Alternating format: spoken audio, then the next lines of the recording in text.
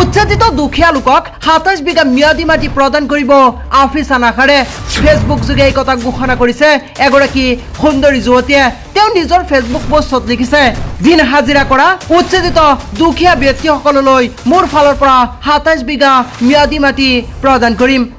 আৰু উক্ত পোষ্টটো বৰ্তমান সময়ত সামাজিক মাধ্যমত খুবেই চৰ্চিত হৈ পৰিছে। অৰ্থাৎ গৃহহীন উচ্ছেদিত লোকলৈ ম্যাদী মাটি প্ৰদান কৰিবলৈ সাজু হৈ পৰিছে এগৰাকী সুন্দৰী যুৱতী। সামাজিক মাধ্যমত এই কথা ঘোষণা কৰিছে আফিছা নাখাৰ ইয়াসমিন নামৰ এইগৰাকী সুন্দৰী যুৱতীয়ে।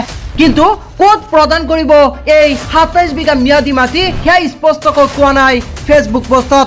আনহাতে এই ফেচবুক একাউণ্টটো ৰিয়েল নে ফেক সেয়াও বৰ্তমানলৈকে স্পষ্ট হোৱা নাই। কিন্তু সামাজিক মাধ্যমত খুবেই চৰ্চিত হৈ পৰিছে এই পোষ্টটি, য'ত দেখিবলৈ পোৱা গৈছে উচ্ছেদিত দুখীয়া লোকক ২৭ বিঘা ম্যাদী মাটি প্ৰদান কৰিব বুলি আশ্বাস প্ৰদান কৰিছে যুৱতীগৰাকীয়ে।